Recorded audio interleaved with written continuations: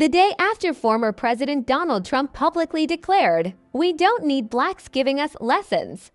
In response to Oprah Winfrey's criticism of his Iraq policy, the United States awoke to a new wave of political and social unrest. The comment, made clearly and without immediate retraction during a live broadcast, was a direct response to Oprah's recent condemnation of American interventionism in the Middle East, a topic that, until then, had not prominently linked the two public figures. During a recent interview aired by PBS, Oprah referred to the U.S. invasion of Iraq as one of the most misguided foreign policy decisions in American history and suggested that leaders who continue to defend it are ignoring both historical evidence and ethical responsibility. Although her criticism was delivered calmly and without personal attacks, it quickly stirred backlash in conservative circles, particularly among Trump supporters. Within hours, Trump was questioned about Oprah's statement during a conservative media event. His response, laced with contempt and punctuated by the racially charged phrase, quickly went viral. More than just an impulsive outburst, the comment reignited a long-standing national conversation about Trump's treatment of prominent black voices, particularly black women. The public reaction was swift. In the first 24 hours, hashtags related to Trump's statement topped Twitter and Facebook trends. Political commentators, civil rights leaders, celebrities, and ordinary citizens alike weighed in. While some conservative voices dismissed the comment as just another Trumpism, many others saw it as part of a broader, troubling pattern of racially insensitive rhetoric. Trump's history with high-profile black Americans has been marked by tension and controversy. Yet this attack on Oprah Winfrey, a widely respected figure in American culture, business, and philanthropy, was seen by many as a significant escalation. Not only because of what was said, but because of how and when it was said. In response to a legitimate, fact-based critique of U.S. foreign policy, this opening chapter sets the stage for our investigation into Trump's motivations, the historical relationship between him and Oprah, and how this incident fits into a broader landscape of cultural polarization where public discourse is increasingly shaped by identity, ideology, and the wielding of media power. To understand the weight of Donald Trump's outburst against Oprah Winfrey, one must examine the long and complicated history between the two public figures, a dynamic marked by periods of admiration, strategic distancing, and growing political divergence. In the 1980s and 1990s, Trump and Oprah occasionally occupied the same cultural spaces. Trump was a rising real estate mogul and media personality in New York. Oprah was building a media empire and changing the landscape of American television. In public interviews, Trump often expressed admiration for Oprah. In a 1988 CNN interview, when asked whom he might consider as a running mate if he ever ran for president, Trump replied, "I love Oprah. She'd be great." For her part, Oprah largely remained neutral in her commentary about Trump during those decades, avoiding overt criticism and rarely engaging with him directly. Their worlds intersected occasionally, notably when Trump appeared on her talk show in the 1980s, a friendly, even charming exchange that hinted at mutual respect more than rivalry. But the tone shifted dramatically in the late 2000s, particularly as Trump's political ambitions began to crystallize through his promotion of the birther conspiracy theory targeting Barack Obama, a movement widely condemned as racist. Oprah, who had publicly endorsed Obama and campaigned for him, began to distance herself from Trump, making fewer public references to him and avoiding shared platforms. The real rupture, however, came during Trump's presidency 2017-2021. As he began to attack media figures, celebrities, and critics in increasingly personal and racially charged ways, Oprah emerged as a symbol of everything he opposed, an influential black woman with a massive public following, liberal values, and a deep commitment to education, empathy, and civic engagement. In 2018, after Oprah delivered a widely praised speech at the Golden Globes calling for a new day on the horizon for women and marginalized communities, Trump responded dismissively on Twitter, calling her very insecure and claiming he hoped she would run against him so she could be exposed and defeated just like all the others. From then on, the tension only escalated, though Oprah rarely responded directly. She chose, instead, to engage in issue-based commentary, particularly around racial justice, education, and international humanitarian concerns. Trump's latest remark, "We don't need blacks giving us lessons," appears not as an isolated outburst, but as a culmination of years of growing resentment shaped by a deep ideological divide and personal frustration. The context matters. Oprah's recent critique of U.S. foreign policy hit at the core of Trump's nationalist messaging. By casting her criticism as illegitimate based on her race, Trump sought to delegitimize her voice in a way that reflected a deeper pattern of racialized political discourse. As this investigation will show, this is not simply about two famous people at odds. It is about the power of language, the visibility of Black voices in public discourse, and the way racial dynamics are weaponized in American politics. In the 72 hours following Trump's inflammatory remark targeting Oprah Winfrey, media outlets across the ideological spectrum scrambled to respond.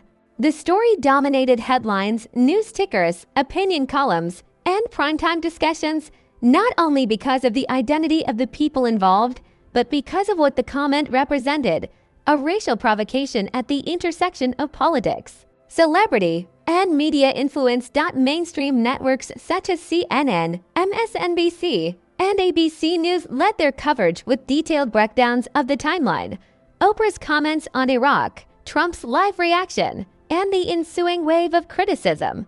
These outlets framed Trump's statement as racially charged and reckless, placing it within a broader pattern of language he has used over the years when referring to women, people of color, and particularly Black critics, commentators, and anchors. Drew parallels to past moments such as his attacks on congresswomen of color or his infamous remarks about NFL players protesting police brutality, highlighting how his political brand has often relied on antagonizing minorities perceived as too outspoken. At the same time, conservative media took a very different approach. Outlets like Fox News and the Daily Wire either downplayed the racial implications or reframed Trump's words as a defense of his presidency and foreign policy legacy. Some commentators argued that the former president was merely rejecting Oprah's liberal moralizing and dismissed accusations of racism as politically motivated overreach. More extreme voices on fringe platforms seized on the moment to launch broader attacks on what they call elite Black activism, warning their audiences about a supposed cultural agenda being pushed by figures like Oprah. This divide in coverage was stark, not just in tone, but in what facts were emphasized or ignored. While mainstream outlets dissected the socio-political consequences of Trump's phrasing, conservative pundits focused on Oprah's perceived hypocrisy, questioning her right to criticize U.S. military action while allegedly profiting from the American system. Social media, as expected, amplified the division. On Twitter, the hashtags #TrumpRacistAgain and #StandWithOprah trended simultaneously with #OprahHypocrisy and #TrumpTruths. The algorithms of virality did little to encourage understanding. Instead, they created echo chambers that reinforced pre-existing views. Experts in media ethics noted how the incident revealed deeper systemic concerns. The speed with which information and misinformation spread made it nearly impossible for viewers to process the event with nuance. The immediate framing by partisan outlets, combined with the emotional intensity of the topic, left little room for deeper inquiry or calm debate. In many ways, the Trump-Oprah controversy became a mirror, reflecting how America now consumes news, not simply to stay informed, but to reinforce identity, tribe, and belief. What was said and how it was said mattered, but how it was heard became just as important. This chapter of the investigation highlights how the media, far from being a neutral observer, plays a central role in shaping political reality, and how that reality often splits along racial and ideological lines. While media outlets shaped the broader narratives, it was the public's response, raw, spontaneous, and unfiltered, that truly captured the emotional intensity of the moment. From town halls to TikTok, barbershops to boardrooms, Donald Trump's attack on Oprah Winfrey ignited a wave of national conversation that extended far beyond politics or celebrity gossip. In major cities across the country, community leaders, educators, and civil rights organizations were quick to issue statements condemning Trump's remark as racist and dehumanizing. For many, his phrase, "We don't need blacks giving us lessons," was not simply offensive. It was a direct assault on the legitimacy of Black thought leadership, particularly when expressed by women. The NAACP and other advocacy groups labeled the comment as a deliberate attempt to silence dissent through racial intimidation. Some compared the phrasing to the historical silencing of Black voices during the Jim Crow era, when African Americans were often dismissed as incapable of intellectual or moral authority. In urban centers like Atlanta, Chicago, and Washington, D.C., rallies were quickly organized, not solely in defense of Oprah, but in solidarity with Black women who have historically borne the brunt of both racial and gendered violence in public life. Many speakers noted how Winfrey had spent decades building a platform that elevated marginalized voices, only to be reduced to a quota accident. As one commentator paraphrased Trump's implication, on the other hand, in suburban and rural areas where Trump retained strong support, the reaction was far more mixed. In some circles, his words were viewed not as racist, but as part of his usual blunt style of communication, a resistance to what supporters see as politically correct elitism from media figures like Oprah. Town hall meetings in places like Iowa, Missouri, and parts of Texas revealed a more polarized reaction, with some residents insisting the backlash was overblown or exaggerated. Polling data released for days after the comment showed deep divides along party and racial lines. Among self-identified Republicans, 64% believed Trump's statement was not racist, with many saying Oprah had invited criticism by speaking out against U.S. policy. In contrast, 87% of Democrats viewed the remark as blatantly racist. Among Black Americans across party lines, the number soared to 93%. The emotional toll of the incident was particularly visible on social media. Black women in media, politics, and academia began sharing their own experiences with being dismissed, talked over, or devalued when speaking on complex issues. The hashtag Let Black Women Speak gained traction as users reposted clips of Oprah's past interviews, speeches, and philanthropic work, reclaiming her narrative from the distortion created by Trump's remark. At the same time, notable public figures, including actors, athletes, and journalists, weighed in. Ava DuVernay, Viola Davis, and Kerry Washington posted statements defending Oprah's right to speak truth to power. On the other side, conservative influencers accused her of weaponizing race to avoid scrutiny of her political views. This national schism was more than a culture war. It was an inflection point in the ongoing struggle over who gets to speak and be taken seriously in America. Oprah's role as a cultural authority had long been established, but Trump's comment reminded the country how quickly even the most respected Black figures could be targeted, minimized, and scapegoated when challenging power. As the dust began to settle, one thing became clear: the impact of the remark would outlast the news cycle.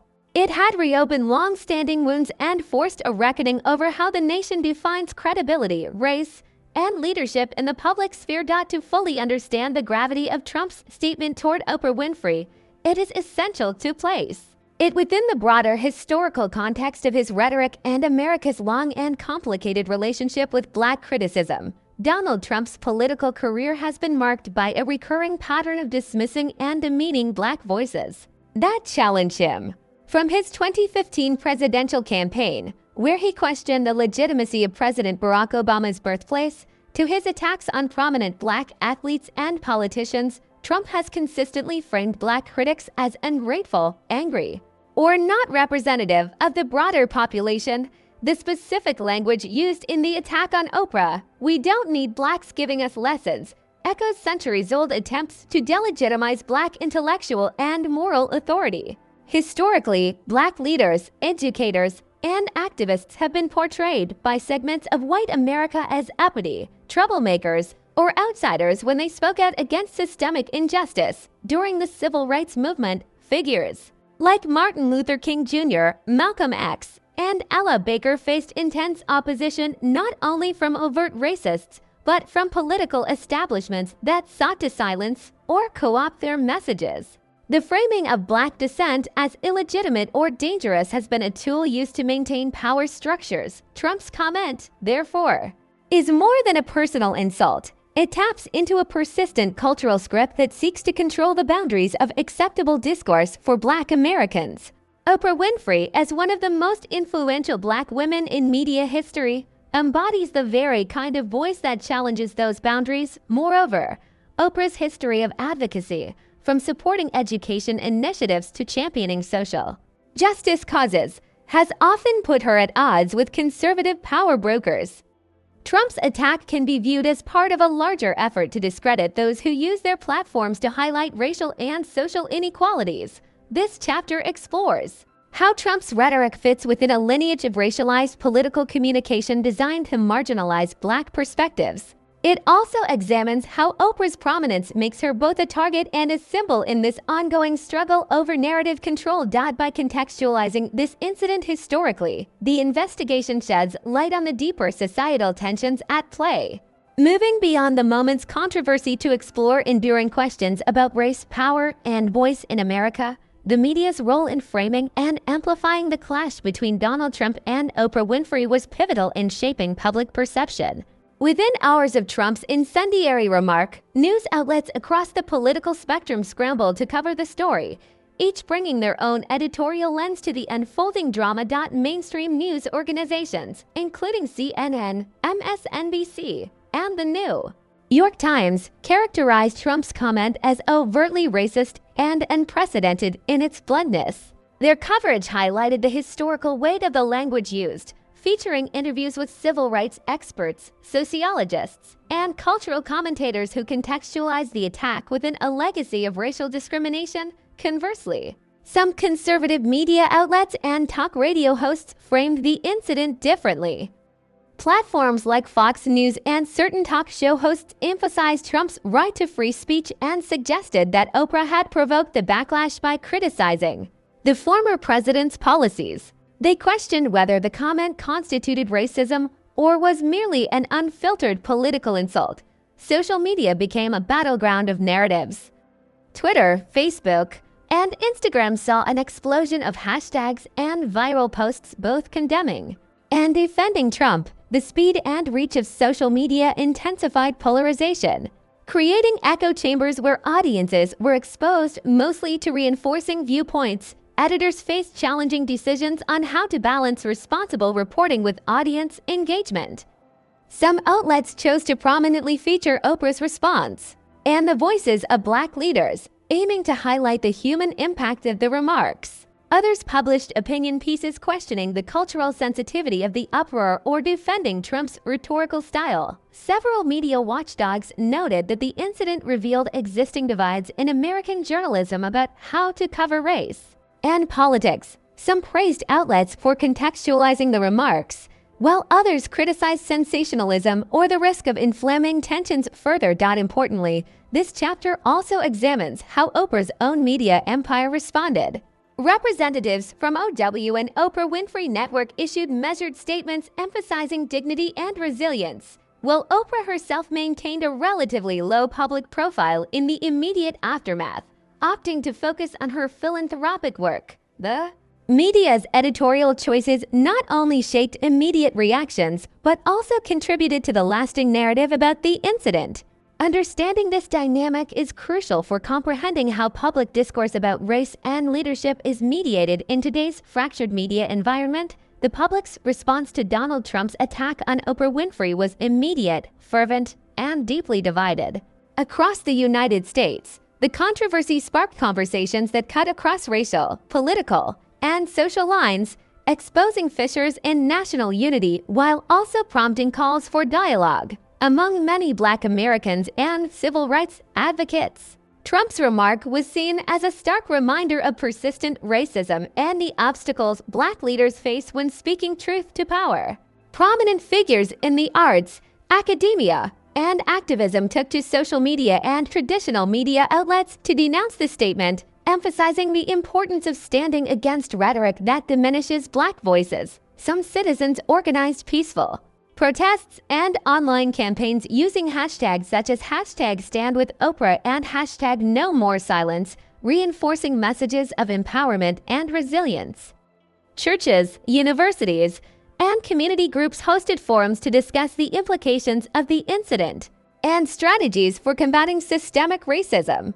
Conversely, there was a substantial segment of the population, particularly within conservative and Trump-supporting communities, that either dismissed the comment as a legitimate political critique or believed the backlash was overblown. Many argued that Oprah's criticisms of Trump's Iraq policy warranted a firm response and viewed the media coverage as biased. This divide was reflected in polling data released shortly after the incident. Surveys indicated sharp differences in perception based on race and political affiliation. A majority of Black respondents found Trump's words unacceptable and racist, while a significant portion of white conservative respondents viewed them as acceptable or not racist. However, amidst the polarization, there were also voices advocating for constructive conversation. Some commentators, faith leaders, and educators called for bridging divides by focusing on shared values and encouraging empathy. They urged Americans to move beyond name-calling toward understanding the roots of racial tensions and working together to heal. This chapter delves into personal stories from individuals across the spectrum, those who felt wounded by the remark, those who supported Trump's stance, and those seeking common ground. It analyzes the social media trends, public demonstrations, and community responses that emerged in the wake of the controversy. By highlighting the complexity of public reaction, the investigation underscores how the incident served as a microcosm of broader challenges America faces in reconciling divergent views on race, leadership, and respect. The incendiary exchange between Donald Trump and Oprah Winfrey reverberated beyond media and public spheres, deeply impacting the political landscape. Political leaders across the spectrum were compelled to respond, navigating the sensitive terrain of race, leadership, and national unity amid growing tensions. Democratic officials quickly condemned Trump's remark. Many characterized the comment as not only offensive but damaging to the fabric of American society.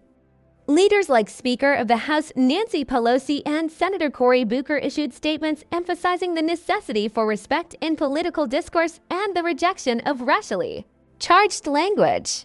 They highlighted Oprah's stature as a role model and urged for accountability from public figures. The Biden administration, while not addressing the incident directly at first, soon released a measured statement affirming the administration's commitment to equality, inclusion, and combating racism in all forms. This positioned the White House as a stabilizing force amid the heated rhetoric. Republican leaders were split in their responses. Some openly criticized Trump's choice of words, expressing concern over the negative optics and potential harm to the party's image among minority voters. Others defended Trump's right to free speech and framed the comment as a justified rebuttal in a highly contentious political environment. Trump himself doubled down in subsequent statements, refusing to apologize and accusing the media and political opponents of weaponizing the incident to undermine his message. His approach further intensified partisan divisions, with rallies and public appearances underscoring a combative posture. This chapter explores the strategic calculations behind each faction's response, revealing how the incident was leveraged politically amid an already polarized environment. It includes analysis of congressional hearings, party communications, and the impact on upcoming elections. Additionally, the chapter examines the role of civil rights organizations and advocacy groups, who mobilized both condemnation and efforts to educate the public on the deeper implications of such rhetoric. The political fallout extended into international arenas as well, with foreign governments and global media commenting on the state of race relations in America and the tenor of its political discourse. Through this examination, the chapter reveals how a single statement by a former president can ripple through political institutions and public trust, challenging the nation's democratic principles. The media's handling of the Trump-Oprah controversy played a crucial role in shaping public perception and discourse. This chapter examines how various media outlets reported on the incident, the narrative frames they adopted, and the consequences of their coverage for both public understanding and political dynamics. Major news networks swiftly covered Trump's remarks, with differing editorial stances evident across outlets. Conservative-leaning channels often portrayed the comment as a bold, unapologetic challenge to what they described as celebrity activism and liberal media bias. Conversely, mainstream and progressive media framed the statement as overtly racist and indicative of broader systemic issues within Trump's rhetoric. The speed and volume of coverage contributed to widespread awareness, but also raised questions about media responsibility in moderating inflammatory content. Social media platforms became battlegrounds where clips, memes, and commentary spread rapidly, often without full context. Investigative journalists took steps to fact-check the chronology of events and scrutinize Trump's broader record on race and civil rights, providing important background that enriched public debate. At the same time, sensational headlines and provocative opinion pieces sometimes exacerbated divisions.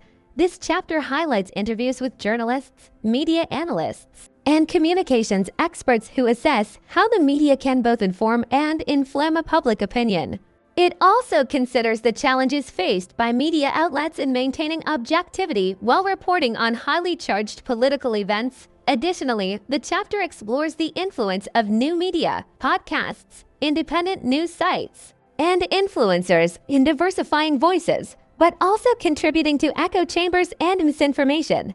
The chapter concludes by discussing calls for enhanced media literacy among the public, promoting critical consumption of news, and encouraging platforms to implement safeguards against the spread of hate speech and divisive content. By scrutinizing the media's role, this section sheds light on the power and responsibility of journalism in moments of national controversy. The confrontation between Donald Trump and Oprah Winfrey is more than an isolated incident.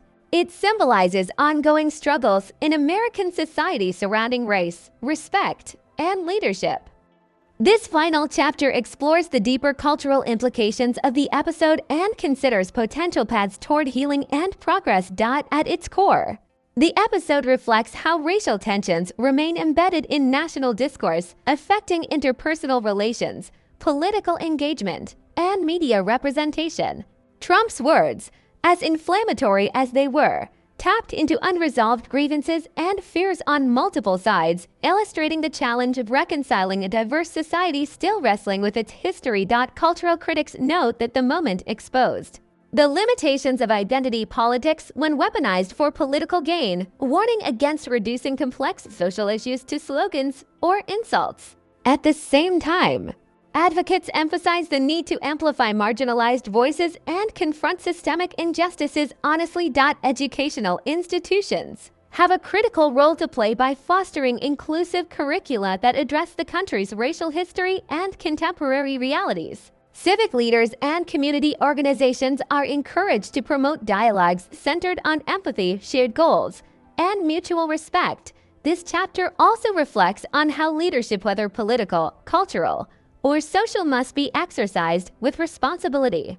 Recognizing the profound impact words have on unity and division, the report closes by presenting expert recommendations on combating racial polarization, encouraging media accountability, supporting community engagement, and reinforcing policies that promote equity. Ultimately, the Trump-Oprah controversy serves as a case study in the complexities of race and rhetoric in America. While the incident sparked pain and controversy, it also provides an opportunity for reflection and growth. The nation's future depends on its ability to move beyond confrontations and build bridges grounded in understanding and justice. If you found this report insightful, don't forget to subscribe to our channel for more in-depth investigations. Click the like button to support our work and help us reach more people. And be sure to activate the notification bell so you never miss an important update. Your engagement helps us bring you the stories that matter most. Thank you for watching.